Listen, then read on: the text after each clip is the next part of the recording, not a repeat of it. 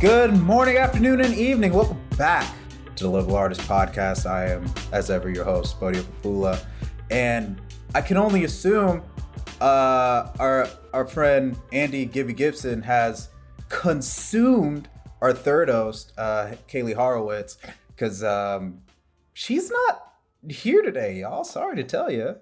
The two brain cells have merged. We finally hit each other hard enough, and through a very strange version of mitosis a la Dragon Ball Z, we have formed, and I am now not just Andy. I am properly Candy.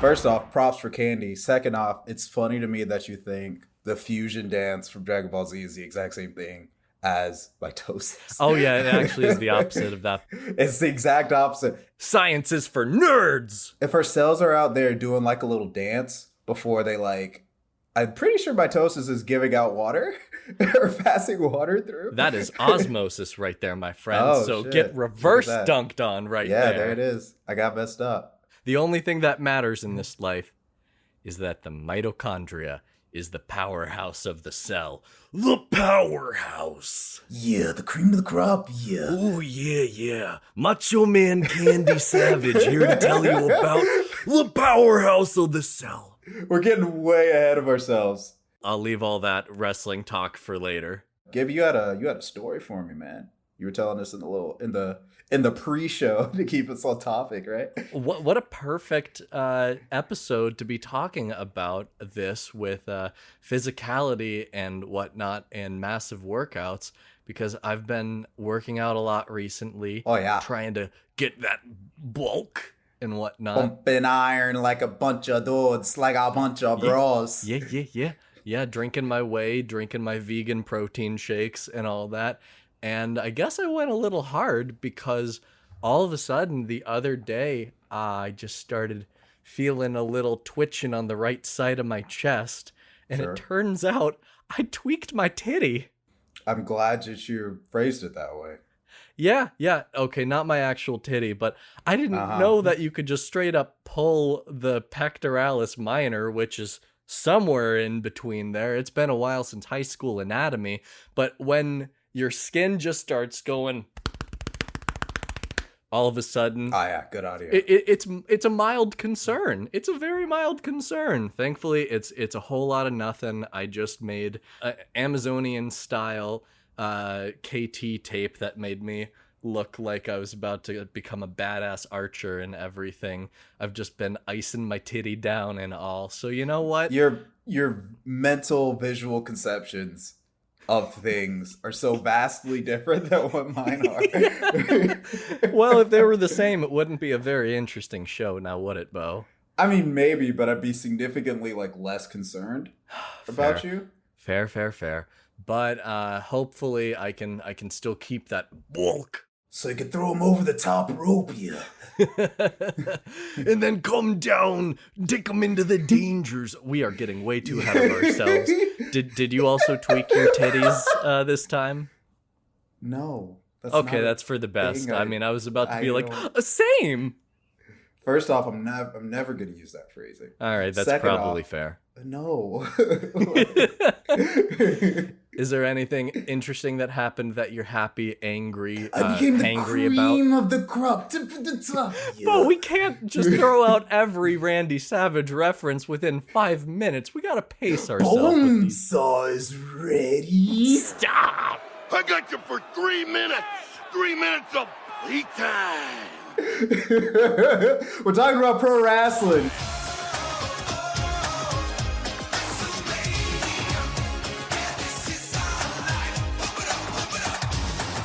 Now that Kaylie's gone, we've commandeered the show. Was I already driving the car? Of course I was. No, I'm driving it chaotically, right? I'm driving it straight to the steel cage, Hell in the Cell. This Sunday. Welcome to Boys Night. We're talking about wrestling.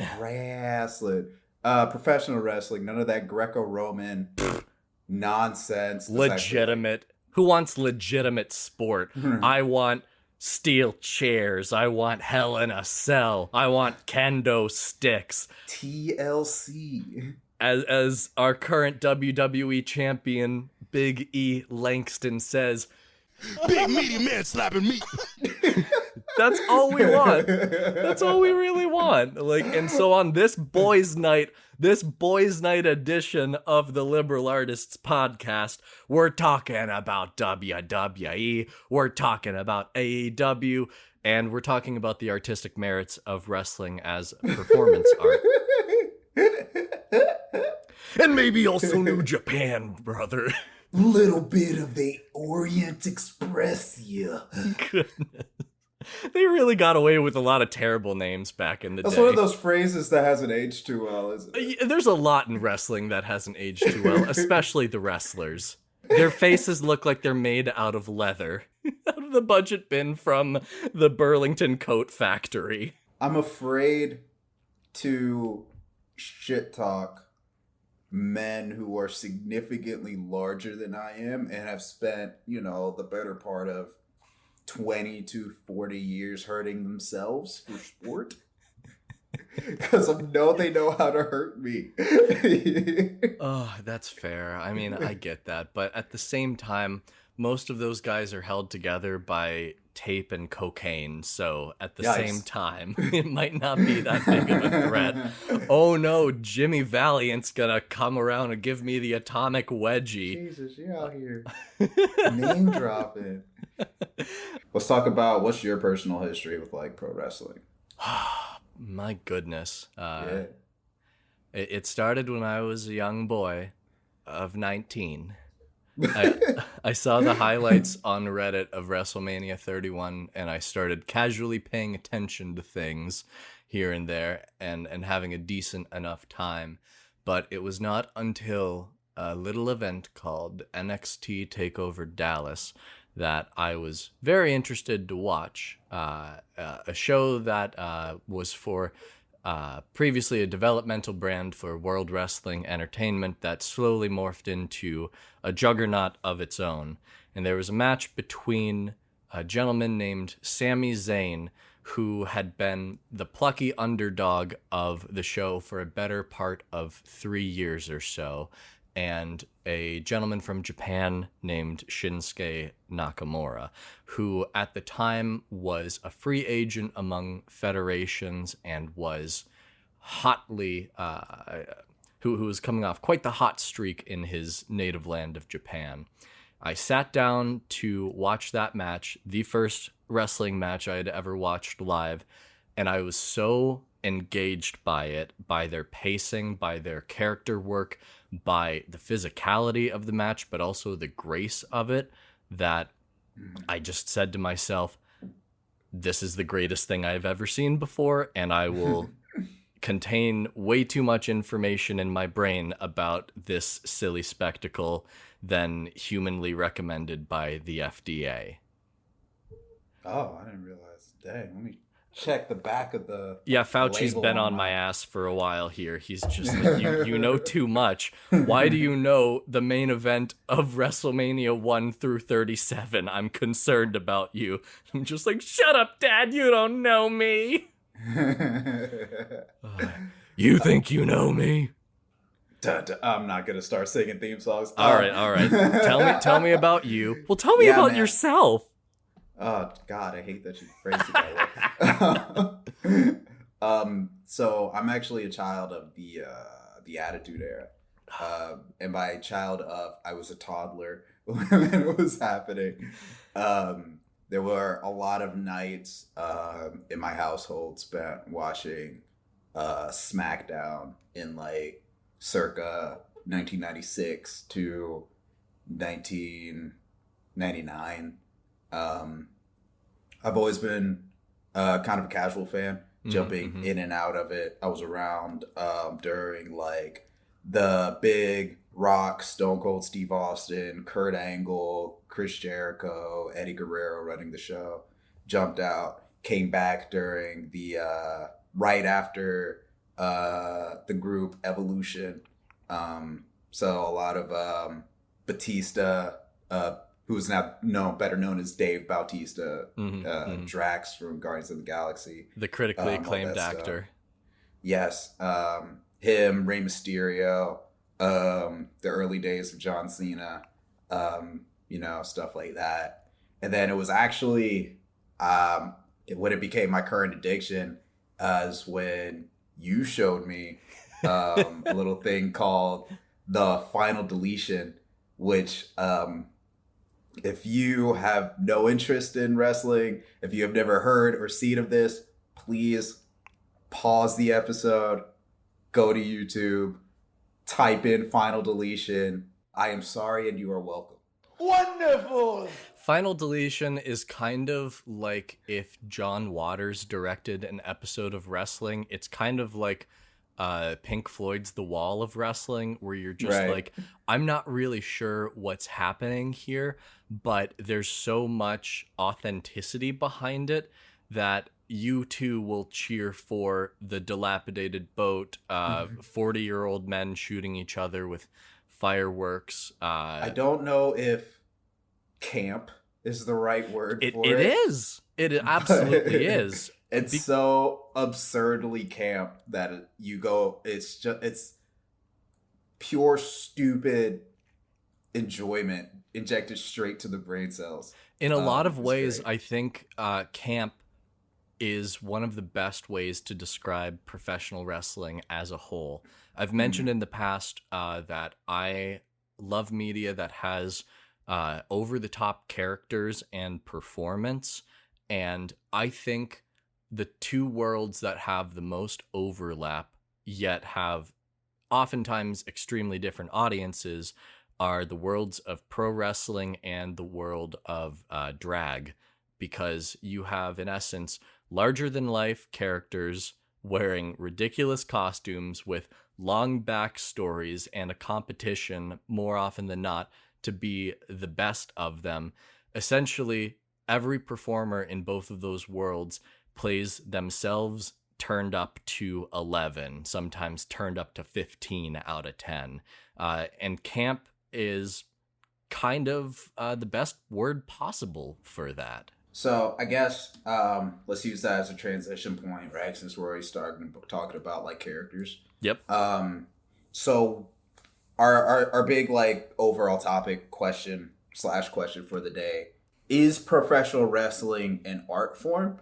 If so, or if not, why isn't it? Or why is it? What type is it?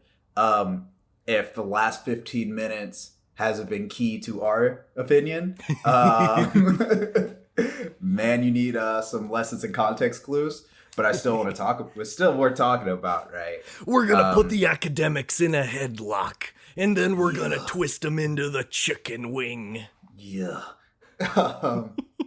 But let's delve deeper into this your point about characters, right? Because when it comes to professional wrestling, that's honestly the most important key.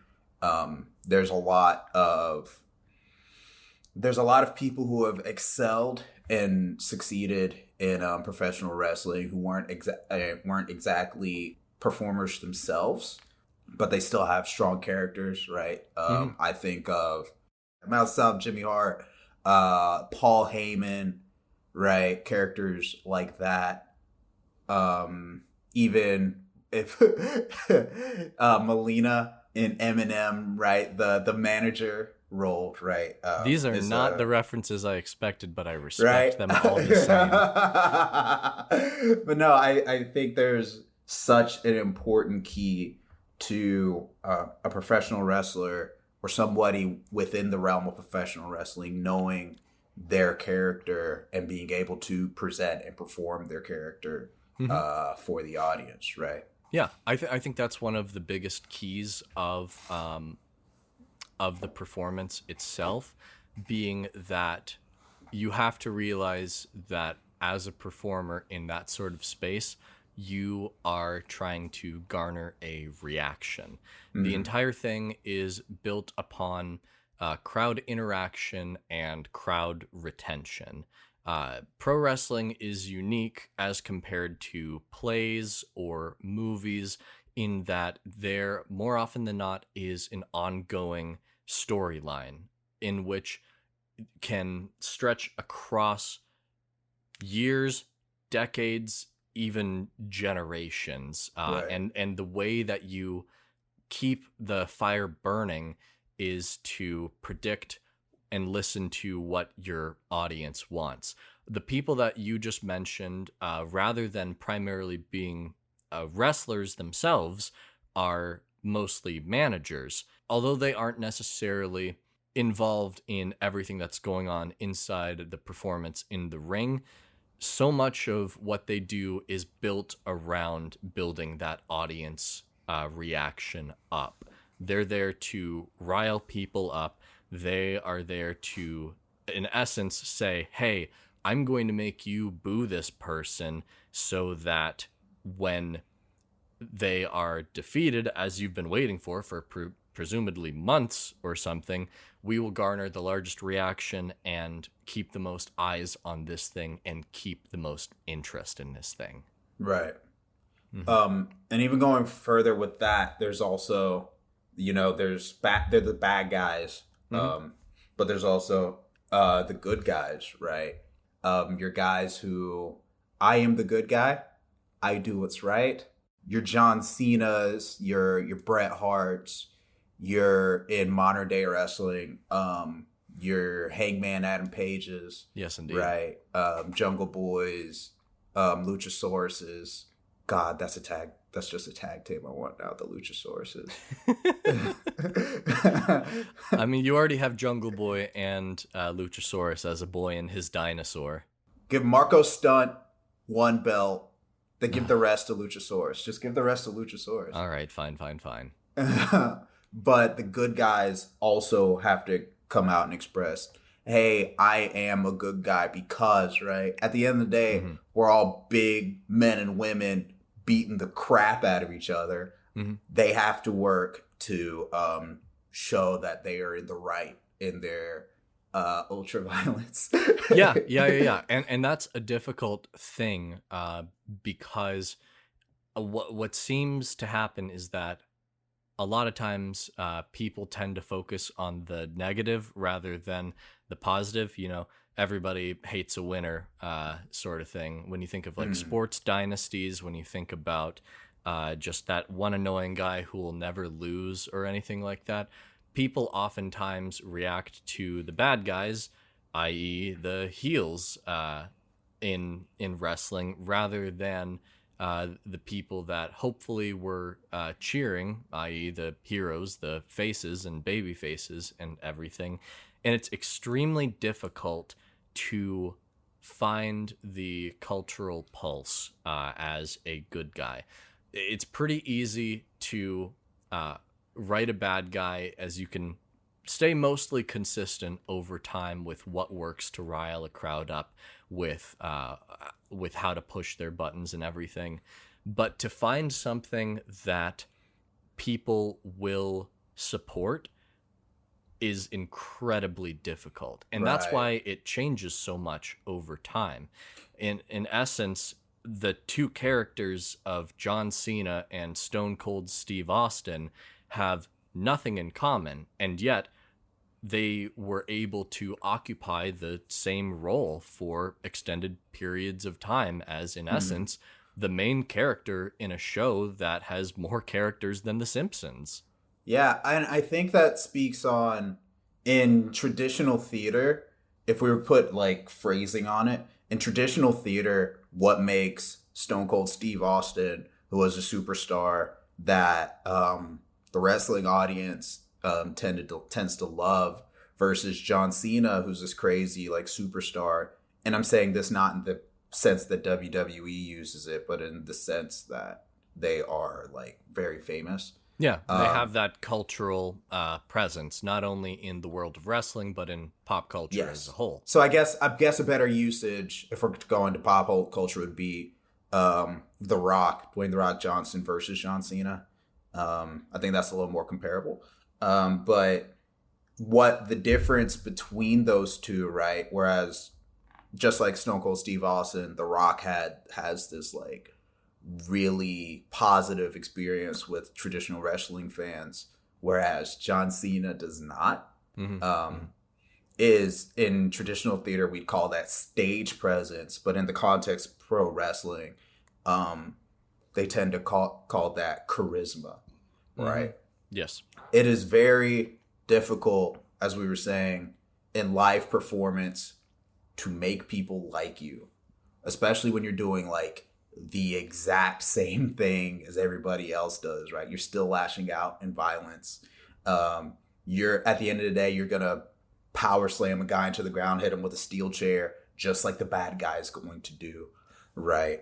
What's the difference exactly? Exactly. What's the difference? What's the context in which you are doing those things?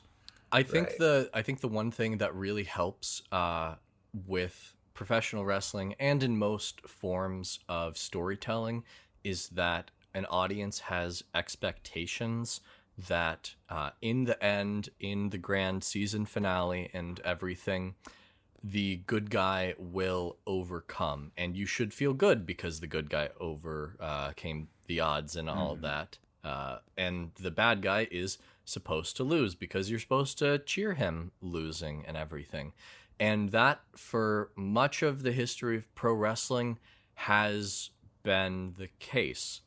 However, as technology changes have occurred over time, and as our fields of communication have increased, as well as our understanding of the peeking behind the curtain and everything, it has changed the expectations of things. And I think the most culturally relevant example of that, at least within the world of wrestling, is the presence of internet fans.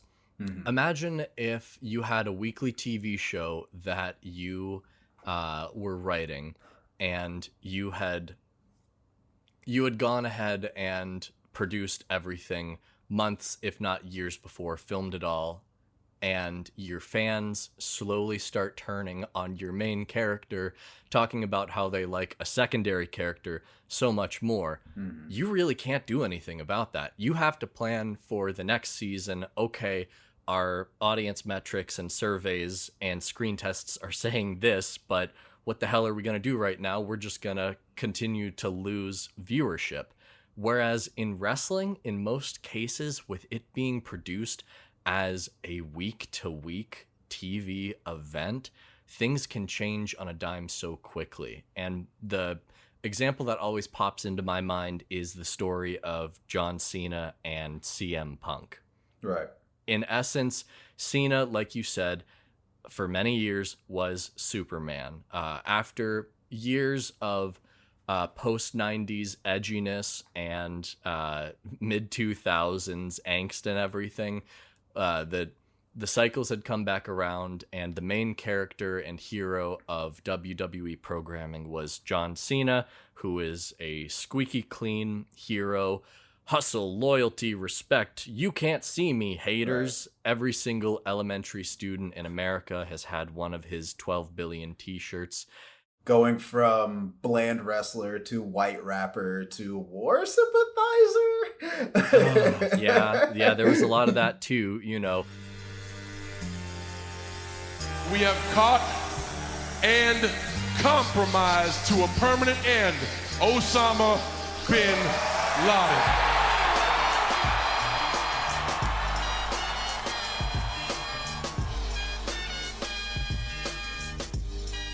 Stolen valor, John Cena wearing dog tags. I know the actual story behind that, but it's not relevant. In essence, a generation of wrestling fans who had grown up in the 90s and had watched anti-heroes that were anti-establishment and raise hell, drink beer like Stone Cold Steve Austin and The Rock, were frustrated with the main character of their favorite TV show just saying, you know, eat your vitamins, eat your veggies, say your prayers, much like it had been many decades ago. Right. And they found a new hero who they had watched on bootleg DVDs growing up and on crappy internet 240p quality videos named CM Punk, who was tattooed and had a lip ring and was a punk in many ways and forms. He didn't have that traditional wrestler look. He wasn't, No. and still isn't, like, some super jacked dude, like, tanned and oily, right? He definitely looked like some guy that got off a street corner. Not in a bar, because he's straight edge. Yeah, he's straight edge. Which is how I started as straight edge. I learned about straight edge because of him in like 2014, and I was like, beautiful. Then I'm straight edge too, punk. You and me forever.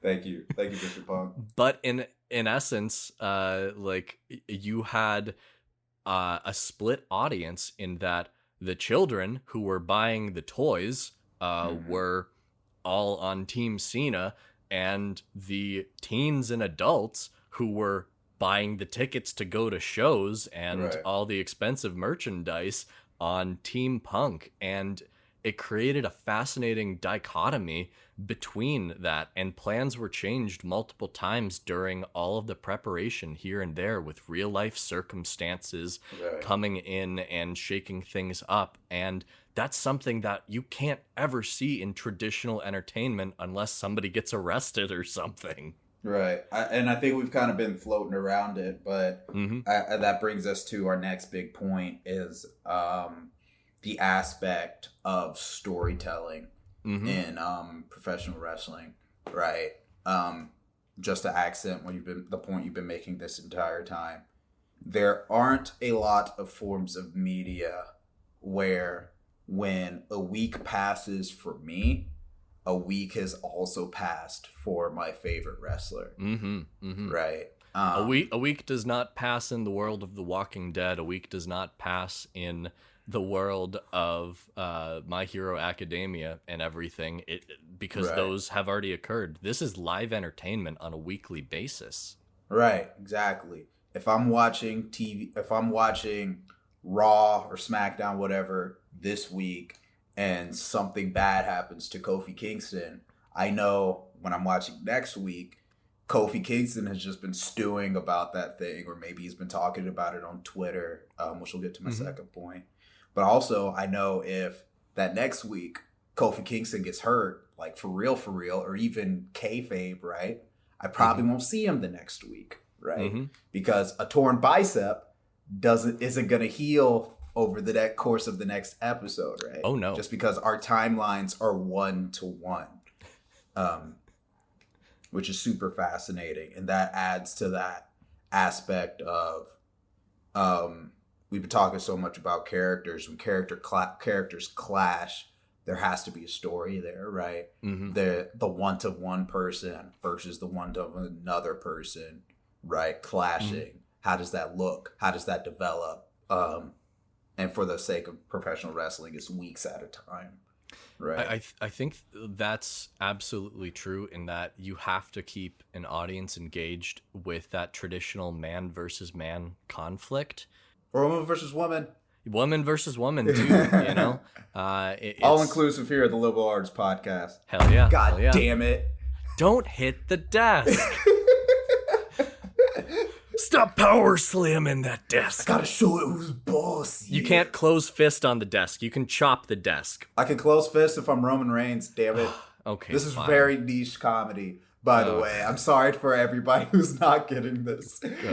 Anyways, in essence, you have to be able to keep people engaged with these rivalries that hopefully spring up naturally, that you sprinkle the seeds for in January, that hopefully will sprout and grow really fast around March and April and everything.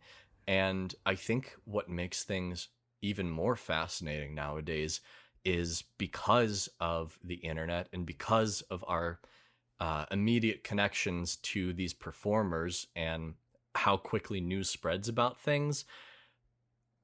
Every bit of conflict is not just ground in storyline and in kayfabe itself. There are layers to it, in that we know what the real performers are thinking as people, not just as characters. If two actors, in essence, have a spat between themselves, it's not going to affect anything when you're watching Scandal or Grey's Anatomy.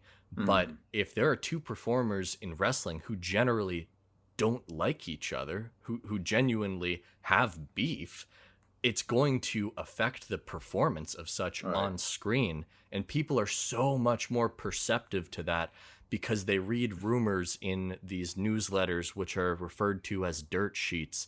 They listen to journalists who have inside scoops on what's going on in the production companies themselves, the federations. We know so much more, and there's so much more when it comes to the layering of these storylines now that wrestling for the better part of 2 decades has broken the fourth wall.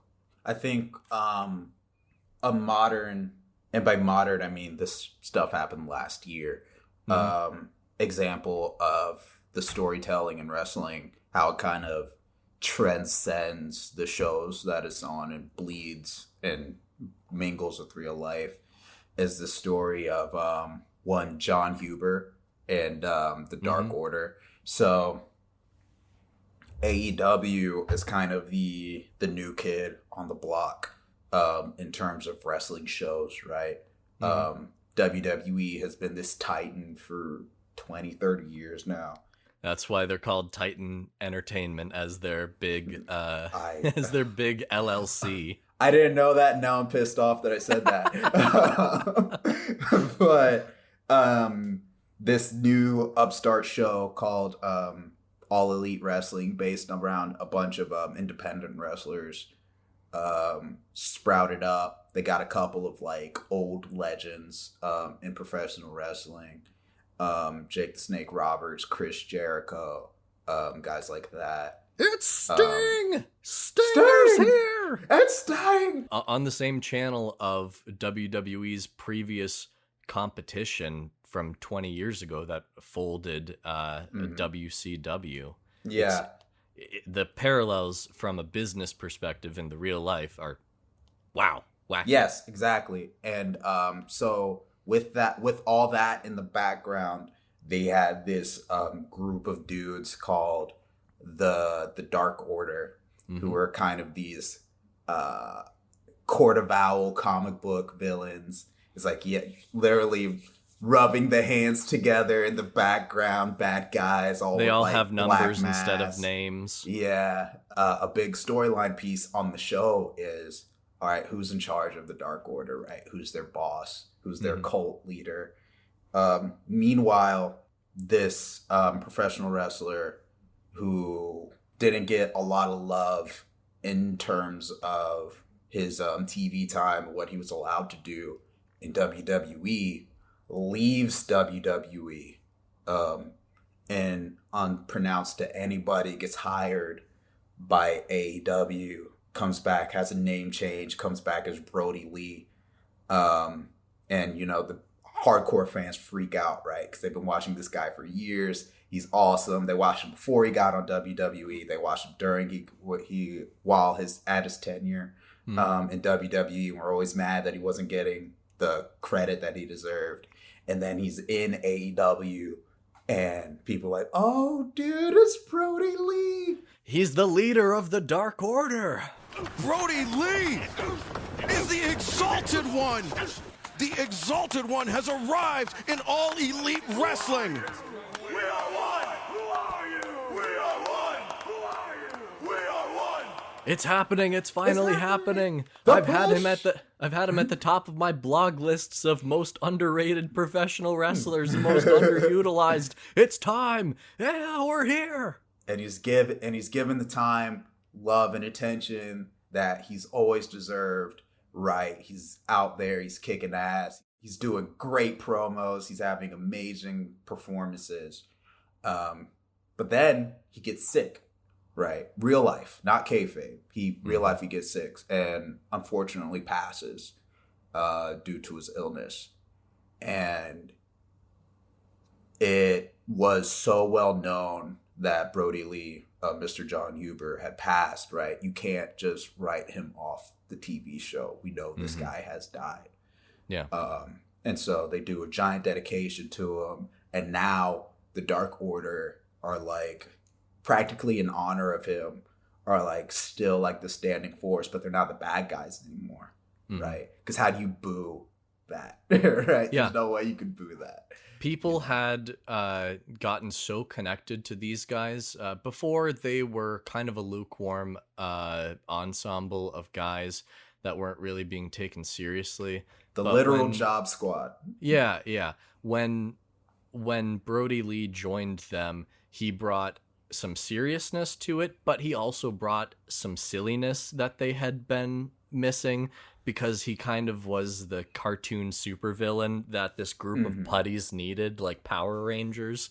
Man, I make way too many Power Rangers references on this show. But he had brought them up with him as he was gaining more popularity. And behind the scenes, he had been known as just such a kind guy who was so willing to help everybody. He was a family man who was just beloved by everybody that he knew across the entire industry of it.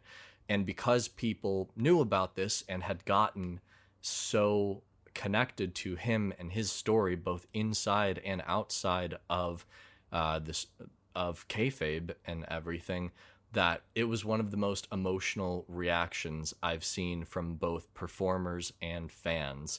Like you were saying, the Brody Lee Memorial Show was, I believe, crowned the highest rated episode of wrestling television in cagematch.com history, which is where people have ratings aggregators for individual matches and shows and everything. It was so meaningful to people that, like you said, this group of Saturday morning villains became heroes because of it. The memory is just so it's so sincere to people, and it's so impactful that you really can't separate the art from the artist at this point anymore. And we're talking about a big dude who would just like toss people around and hit them with sledgehammers, right? Yeah, and he used to he used to go and grab a stack of papers to throw at his henchmen's faces whenever they did something wrong. It's amazing in retrospect to look at it, but there are so many times in which there's that carryover of real life and wrestling, both for good and for bad. These are things that you can't see in any other art form. If something happens, like recently there was a stage play in which an audience member was being a jackass, and an actor came off stage, told him to shut up, guy wouldn't shut up, and they got in a fight, and the audience member got decked. These are not things that will affect the next play of Othello. They won't affect the next time they do Our American Cousin or whatever. Well, I mean, that is the play where Lincoln got killed, so I don't know if they performed that one anymore. So yeah, I hope not. Yeah, probably not. Probably not. Given modern times, might have aged bad. Well, other than that, how was the play, Mary Todd? Well,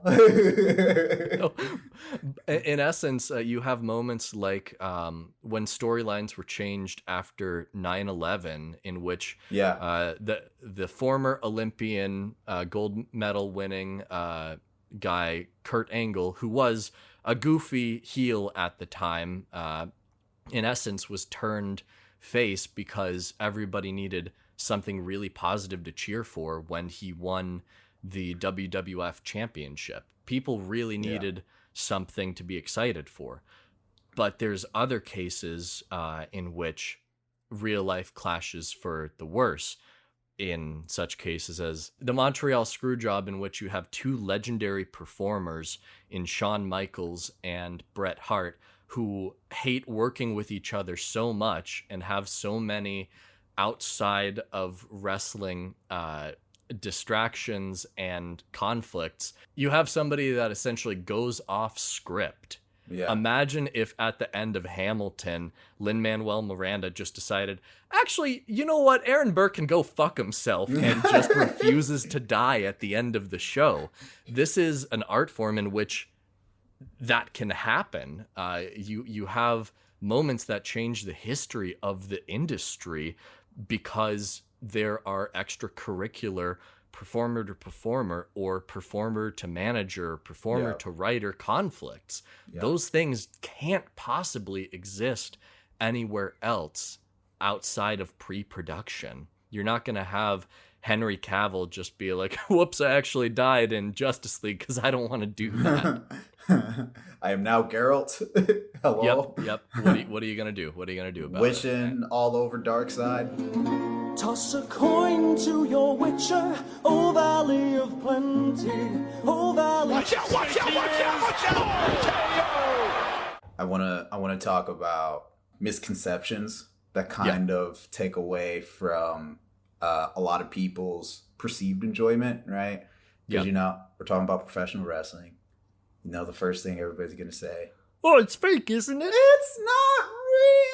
We're aware. We're well aware. The Montreal Screwjob opened up the curtain all the way. It broke the fourth wall and in essence just went, hey, guess what? My ego is so big that I will tell you right here, wrestling isn't real. Deal with it, babies. I also think there is, let me put my wrestling nerd, or I guess put them on even tighter, right? Pull the belt. Put your tights on. Right. Put my tights on. Get my straps up. Right. Mm-hmm. Oh no! Take the straps off if you want to really go ham. But Hulk up real quick. But not in a racist way. Hi, come on, man! I'm trying to make a point. There is a difference, I think, between staged performance and fake performance, right? Yeah. At no point are you gonna be sitting down watching, your favorite movie, right? They aren't really like in love together, right? That guy's real name is Bradley Cooper, and they don't know each other. It's like if you walked up and said that to somebody, the other person would be like, "Shut up, idiot! That's not the point." Yeah, I was watching Dune last night, and it was just like, actually, they're not really stabbing each other. It's predetermined who was supposed to stab the other. Right. It was in the script. Right. That doesn't take away from our enjoyment of traditional art and performance. Yeah. So it shouldn't take away from what's the word I'm looking for? Shouldn't take away from our enjoyment of this performance.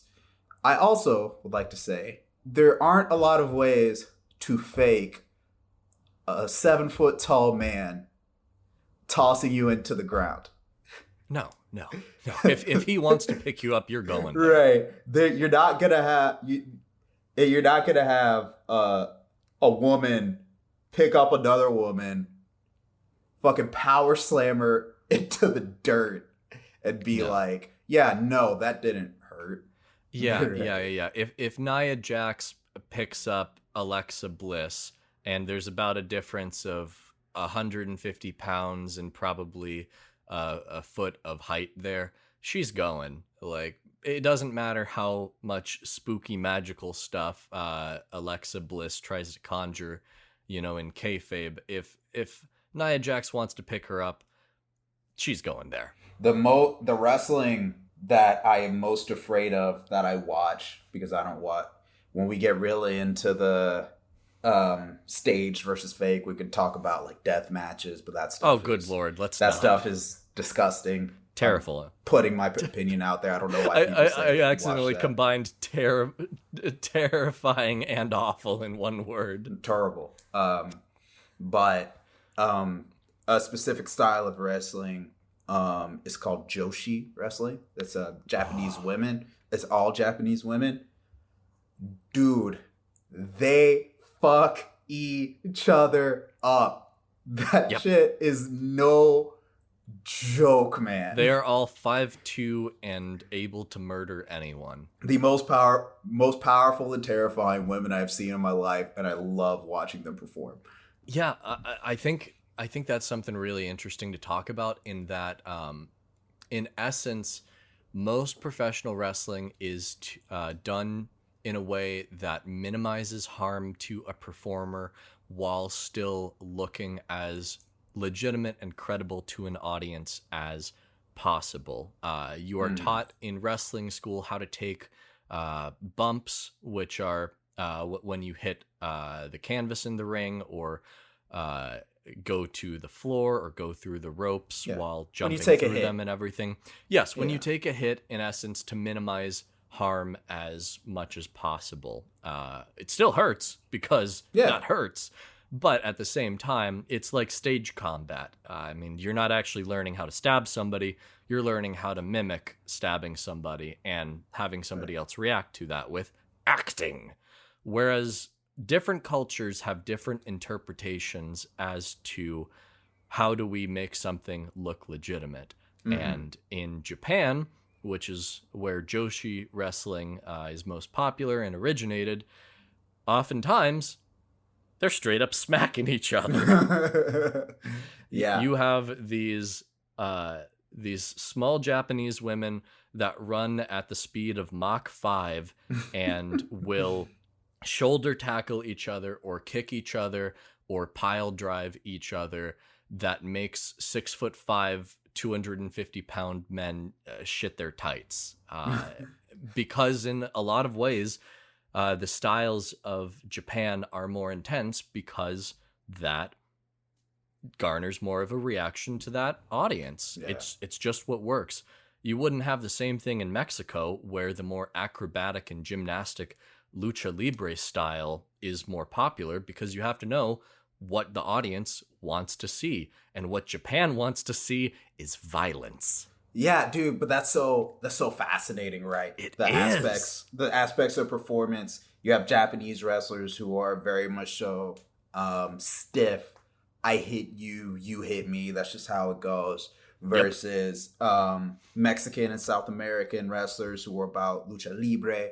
They're about running at a dude, doing a backflip, spinning each other around, a lot of acrobatics. Then you have like European wrestlers who are grappling. Much more, grappling, a lot more technical, closer to the traditional Greco-Roman. Catch as catch can. Yes. And then you have like American wrestlers who are all about the bombast, right? They're all about the show, right? I punch you and I let people in the back row know I just wound this thing up like I'm Donkey Kong, hit you, and then let everybody like, yeah, you like that? It's like, yeah. In essence, it's a debate between a lot of the genres of it. It's much like if somebody were to compare like rock and roll and rap, like there's and jazz and everything. There's differences, and sometimes there's crossover between those, and sometimes you put them together and things can work really well, but they cater to different audiences in different demographics and locations and everything. I don't think that if a federation had started off as strong style, which is what the Japanese refer to as their intense physical striking style of professional wrestling that they wanted to watch, if that had started in for a Mexican theater or for an American audience, I don't know if that sort of thing would have carried on as well. But people learn over time what an audience wants to see, and because it's a global attraction, not everyone is going to want to see the same thing. Yeah, man. We have our answer, dude. Wrestling is art. It's so fascinating to like look beyond kayfabe, or even within kayfabe, and like break it down, understand. Hey, a Canadian destroyer is very difficult and technical, and this is why, right? This style versus this style is fascinating, and then we put two wrestlers together of that style, or compare two batches of that style, right? It's very much so. I always explain it as, well, you take a little bit of acting, you sprinkle it with a ton of melodrama, put a dash of bodybuilding in there, and then have it perform its own stunts live on stage. And that's what professional wrestling is. Yeah, I mean, I really don't understand how you can say professional wrestling, like at least from a technical point of things, cannot count as art when it is performance and live performance. It's an extremely unique form of art in that the medium in which it tells its stories is in essence through pantomime. And I understand if that's off-putting for people, but you have a lot of the same elements that make up theater, that make up music and acting and television and movies and everything, just done in one, a live setting, two, a more fluid environment for long-term plans and long-term ideas that change over time, and three, a much greater influence from your audience as to where you're going to go with the stories and the characters that you want to showcase. I just think that there's really nothing like it, and it's just fascinating to me. And there are people who for generations have tried to tell these stories and cultivate an audience. One, for the business of it. Yes, of course, it's extremely profitable in the right environment. But two, to be able to showcase athletic ability while also carefully weaving these tales across the years and generations together to show an audience what can be done just through physical combat. That fascinates me. Yeah, dude. Quick, without thinking, what's your favorite match? My favorite match is the first match that I ever watched, and that is Shinsuke Nakamura versus Sami Zayn, NXT TakeOver Dallas. I just rewatched it before hopping on the show here, and I think it combines everything I love about it with the pageantry of wrestling, as well as character work and the involvement of the audience, because a dancer in a ballet might not change their tempo just because the audience is louder than the night before. But in wrestling, when a crowd comes alive and the electricity and the fire of it and the intensity is so great, the performers can react on the spot and make it even better. It was the first time I had ever heard anybody start chanting "Fight Forever," right, and the performers really seemed like they were embodying that. And the coolest thing is, the two of them made no plans for it before they started, except for the finishing sequence with Nakamura winning. They called it completely on the fly, which, imagine trying to tell a play on the fly and improvising the whole thing outside of your local college improv club and making it compelling drama for 25 minutes. Well, it's like improv, but instead of saying ridiculous thing to get a reaction out of the crowd, you're tossing each other for 20 minutes. You're grappling, you're striking, you're flipping, constantly running, jumping. It's like if you took breakdance and put it into drama. It shouldn't work, but it does, because people are willing to suspend their disbelief. Yeah, dude. What's your favorite match? I know I've heard it before, but let the people know. But I want to pick a different one for the sake of diversity. So the heel turn, Bo, the heel turn. Aha! It is I who stole the belt. No. There's always an HBK and a Janetti. I should have known you would turn on me. So traditionally, my answer is Bret Hart versus Mr. Perfect, King of the Ring, spectacle. 93? 92, actually. 92. I apologize. I absolutely adore that match for the exact same reasons we've talked about, the spectacle of it.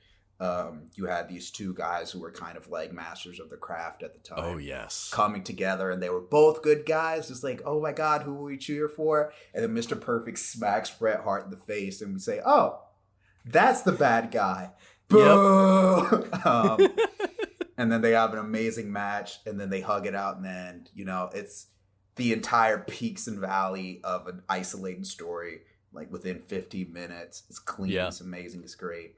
With the additional stakes of it being for the Intercontinental title, Yes. which Mr. Perfect had held onto for a long time, and with this being Brett's first chance at a singles championship rather than tag team gold. So Yeah, the extra but little elements and sprinkles of spice. for the sake of another match I really want to mention that I absolutely adore is more NXT Sasha Banks versus Bayley. I think I was hoping you would say it. That was also TakeOver Dallas, right?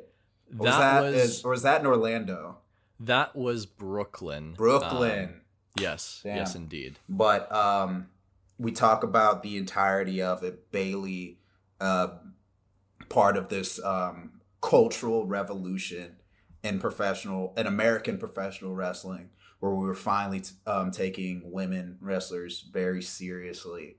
But she was always the fourth one, right? Yep. You know, you have out of an iconic group of 4 women who helped spark the interest in American women's wrestling, known as the Four Horsewomen. Mm-hmm. She was always, in kayfabe at least, the least accomplished of all of them, and Right. an underdog for sure. So you had one of her best friends turn on her in Sasha Banks.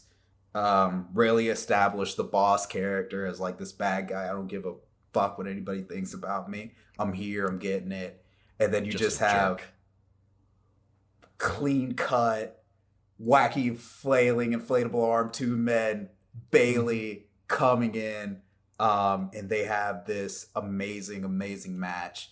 And with the real life people thinking, this is it. This is Bayley's time. Is she going to finally get it? Is she going to get what she deserves? She's put in so much hard work. We've been watching her since she was on the Indies back in California. And now she's here. She's the main event. She's on stage. And it's just so beautiful. And then when she finally wins, all her friends come out, right? Like the other horsewomen come out. Sasha, they break kayfabe. And they all just like, you know, they're very emotional. They're in tears like, hey, you did it. You deserve this. Oh, yeah. It's such a beautiful moment. And shout outs to Bayley for having a belly to belly, one of the wackest moves as her finisher. It's so clean. It's so good. Where you pick somebody up essentially in a big bear hug and twist them around 180 degrees and then you just toss slam them. them. You just toss them. Yeet. It's Yeet. so goofy, and I love it. One day we will do a full-on retrospective of a match in which the two of us and our friends were watching maybe our most emotional reaction ever to a match in Kofi Kingston versus Daniel Bryan. But that's a story for another day. Yeah, now we get to bully Kaylie into watching professional wrestling. Oh God, I'm so excited. It's in kayfabe, baby. Oh yeah, kayfabe. We're gonna get her to use her master's degree in performance to overanalyze wrestling. We're gonna take her from the cartoon era of the 80s. We're gonna put her through the Attitude Era, and then maybe a little bit of ruthless aggression. And then we're gonna take her into the flippy indies. We're gonna spin her through the spin cycle of the flippy indie series. Then I'm gonna take her over to New Japan, and we're gonna make it rain with the Rainmaker. And now, well, I guess we can watch Hangman beat crippling alcoholism and finally beat Kenny Omega. Hopefully. Knock on wood. No, go on wood. But hey, this has been our episode. Thank you so much for joining us and listening to us gush about one of our favorite things. Join us next time when I finally power slam Gibby out of existence. It's predetermined, right? Sure. Peace. The Liberal Artists Podcast premieres every other Thursday on your favourite podcasting platform. The show is hosted by Bodio and Andy, Kaylie Horowitz, and Andy Gibson.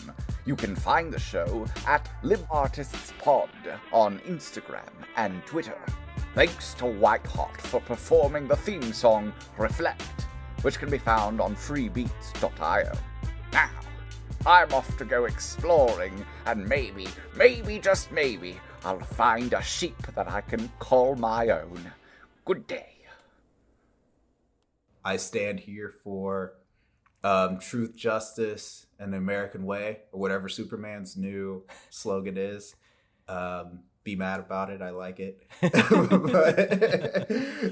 Be bisexual, fight crime. Hell yeah. Yeah, hell yeah. That's actually his kid, but oh yeah, whatever. that's right. People are gonna get mad about. I'm off topic. Wrestling.